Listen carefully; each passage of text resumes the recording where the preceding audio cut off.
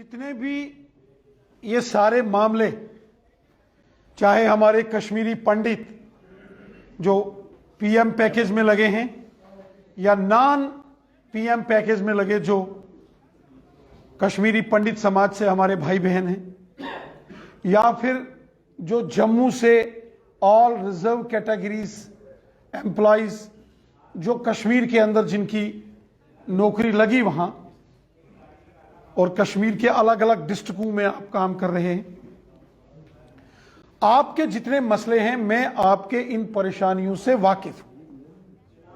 इसलिए मैं चाहे कश्मीरी पंडित भाई बहनों का धरना था मैं उसमें पहुंच गया, या ऑल रिजर्व कैटेगरीज एम्प्लॉइज भाई बहनों का पनामा चौक में डॉक्टर भीमराव अंबेडकर जी के वहां पार्क में जो धरना चल रहा है मैं वहां पहुंचा। हमें इस बात की तकलीफ है, हमें इस बात का दुख है कि ऐसे हालात बने कि आपको परेशानियों का सामना करना पड़ा। और मैं इस बात को भी तस्लीम करता हूं कि पिछले 15 साल से आखिर आपने मुश्किल तरीन हालात में वहां कश्मीर में काम किया। और कश्मीर में चाहे आप किसी स्कूल में काम करते हैं या आप कहीं वहां किसी हॉस्पिटल में काम करते हैं, किसी आंगनवाड़ी के सेंटर में काम करते हैं, वहां जो आपके साथी हैं, जो वहां के हमारे मुसलमान भाई बहन जो आपके कुलीग्स हैं, टीचर्स हैं, या जिनके घरों में आप रुकते हो, ज्यादातर वही हमारे मुसलमान भाई बहन हैं। उन्होंने आपको सपोर्ट किया, शेल्टर दिया, आपकी मदद की होगी। कोई बीमार हो गया होगा तो वहीं के लोकल किसी साथी ने आपको उठा के हॉस्पिटल लेके गए होंगे, उन्होंने आपका ख्याल रखा होगा। आपके स्कूलों में जो कश्मीर के हमारे जो मुसलमान भाई बहन वहां टीचर्स हैं, आपके हेड ऑफ द डिपार्टमेंट हैं, उन्होंने भी आपका ख्याल रखा होगा। मिलजुल के रहते हैं। लेकिन हम सब जानते हैं कि दुश्मन की साजिश है, पाकिस्तान की साजिश है। उनको चुन चुन के टारगेटेड किलिंग्स करते हैं। आज आप लोग कश्मीर से अगर जम्मू में बैठे हो तो वो कभी यूपी के कभी बिहार के मजदूर को निशाना बनाते हैं ना। 4 दिन पहले अनंतनाग में क्या हुआ, 2 प्रवासी मजदूरों को निशाना बनाया गया। हम इस बात से सहमत हैं कि आप लोगों के लिए एक कंप्रीहेंसिव पॉलिसी बननी चाहिए। हमारे पंडिता जी ने कहा कश्मीर हमारी जन्मभूमि है, हमारी भाषा, हमारा पहनावा, हमारा रहन सहन वहां के लोगों से मिलता है और हम कश्मीर में जाना चाहते हैं। कौन अपने घर नहीं जाना चाहता? सब अपने घर में जाना चाहते हैं। एक चिड़िया भी अपना घोंसले से कभी बाहर आती है तो उसको भी तकलीफ होती है।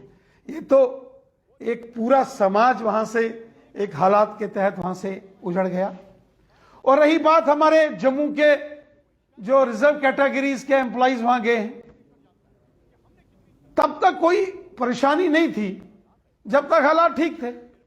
जब टारगेटेड किलिंग्स का एक मामला बना, जब उन्होंने सेलेक्टिव टारगेटिंग करना शुरू की, और आपने देखा कि जब वहां हमारे वो जो दवाई की दुकान थी जिनकी बिंद्रू साहब को उन्होंने निशाना बनाया तो कश्मीर के वहां के ही लोग आ गए। उन्होंने जबरदस्त मजम्मत की। उन्होंने कहा ये दहशतगर्दी का खेल बुरा है। कश्मीर के मुसलमानों को भी मारा गया है। ऐसा नहीं है कि कश्मीर के मुसलमान जो है वो दहशतगर्दी का शिकार नहीं हुए हैं। बड़े पैमाने पर उन्होंने भी अपने रिश्तेदारों की लाशें उठाई हैं। ये बात भी हम मानते हैं। वो भी सताए हुए हैं, वो भी परेशान हैं। लेकिन ये जो कश्मीरी पंडित हैं या ये रिजर्व कैटेगरी के लोग हैं, ये तो उनके टारगेट पर है। हमने लेफ्टिनेंट गवर्नर मनोज सिन्हा साहब से बात की है और बीजेपी ने जो कमेटी का गठन किया, डॉक्टर निर्मल सिंह जी, डॉक्टर देवेंद्र कुमार मनियाल साहब, अजय भारती जी XMLC, श्री हीरालाल भट्ट साहब और श्री चांद जी भट्ट, ये 5 मेंबर्स की कमेटी आपने देखो, आपसे भी मिली, आपसे भी मिली, कश्मीर में भी गए, चीफ सेक्रेटरी साहब से भी मिले, गवर्नर साहब से भी कल ही मिलके आए हैं। हमारी कोशिश है कि आपका मसला हल होना चाहिए। जहां तक मामला सैलरी का है, यकीनन आपकी सैलरी का मसला भी हल होना चाहिए। कल ही डॉक्टर निर्मल सिंह साहब ने और उनके साथी कमेटी के मेंबर्स ने लेफ्टिनेंट गवर्नर साहब से बात की है, और मुझे यकीन है कि जम्मू कश्मीर के मोहतरम लेफ्टिनेंट गवर्नर श्रीमान मनोज सिन्हा साहब, जो कि आम जम्मू कश्मीर के लोगों के लिए दर्द दिल रखते हैं, वो आप सबकी परेशानियां यकीनन समझेंगे और इस पर कोई फैसला जरूर ले लेंगे।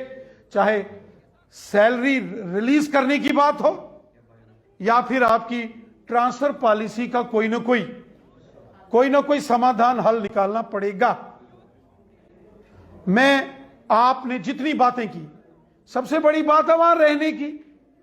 जिन घरों में आप रहते थे वो घर वाले ही परेशान हो गए कि भाई कहीं आपके कारण उनको डर हो गया कि उनको ना निशाना बनाया जाए। बहुत सारे लोग मेरे पास आए, जनाब हमको तो जो कमरा दिया था उसका ताला काट के सामान बाहर कर दिया गया, हम जाएं कहां। सिक्योर अकोमोडेशन, रहने की जगह और सिक्योर एनवायरनमेंट ये तैयार करना जरूरी है। किसी को जबरदस्ती इस तरीके से वहां नहीं भेजा जा सकता। अब ये चाहे बायोमेट्रिक्स का बार बार ये नोटिफिकेशन निकलती हैं, ये सारे हमारे लोग, आप लोगों ने जंग लड़ी है पिछले 50 साल में जम्मू कश्मीर में, चाहे कश्मीरी पंडित हों या जो जम्मू के हमारे डोगरे हों, जंग लड़ी है हमारे लोगों ने, कुर्बानियां दी। We are in a state of war for last 35 years, एक जंग लड़ रहे हैं। लेकिन मेरी आपसे एक गुजारिश भी, यहां मैं आपकी हर बात के लिए आपका वकील बनके, एडवोकेट बनके मैं आपकी बात करता हूं, वहीं मैं आपसे एक गुजारिश भी करूंगा। देखो, ये चंद लोग हैं, सारे कश्मीर के लोग भी आपके खिलाफ नहीं है। आखिर आप उन्हीं के घरों में रहते हो ना। आपको गवर्नमेंट ने अकोमोडेशन नहीं दी तो किसके घर में रहते हो? कश्मीर के जो हमारे मुसलमान भाई बहन हैं उनके घरों में रहते हो ना। आपकी देखरेख करते हैं ना, वो भी बहुत अच्छे हैं, लेकिन वो भी सताए हुए, वो भी परेशान, हमें उनकी भी तकलीफ है। लेकिन मैं समझता हूं ये चंद अनासर जो इस किस्म से टारगेटिंग किलिंग का एक जिन्होंने धंधा बनाया हुआ है, ये दौर भी खत्म होगा। लेकिन आपने अपने दिल में ये जज्बात रखना है, आज नहीं तो कल हम कश्मीर जाएंगे।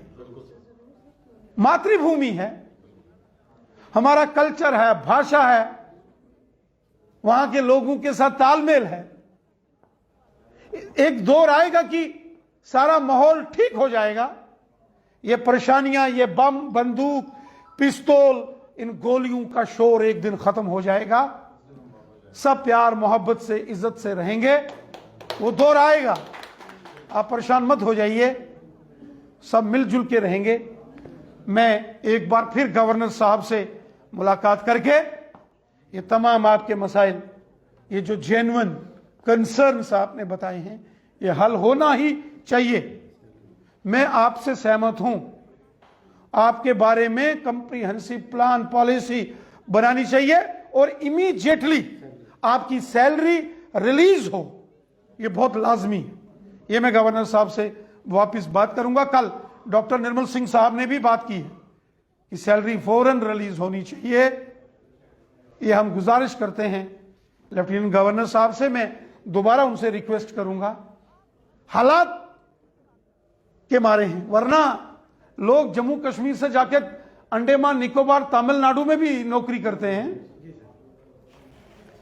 एक जमाना था कि जब किसी की कश्मीर में नौकरी लगती थी, जम्मू से खुशी खुशी लोग जाते थे।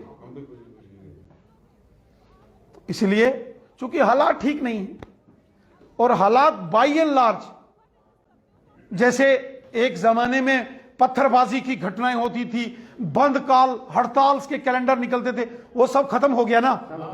पत्थरबाजी खत्म हो गई ना, बंद जो बाजारों के बाजार बंद रहते थे खत्म हो गया ना, स्कूल कॉलेज यूनिवर्सिटीज खुले हैं ना। बस ये जो टारगेटेड किलिंग का एक नया मॉड्यूल, एक साजिश षड्यंत्र दुश्मन ने और दहशतगर्दों ने बनाया है, उसके चलते कुछ वक्त लगेगा। इस वक्त के लिए भी कोई ना कोई पॉलिसी होनी चाहिए। मैं आपकी इन बातों से सहमत हूं और आपकी सारी बातें मैं गवर्नर साहब से करूंगा। रविंद्र राणा जी जिंदाबाद। Thank you, thank you, thank you, Ravindra Rana जिंदाबाद। Thank you, thank you, thank you, thank you. चलिए शुक्रिया, चलो शुक्रिया।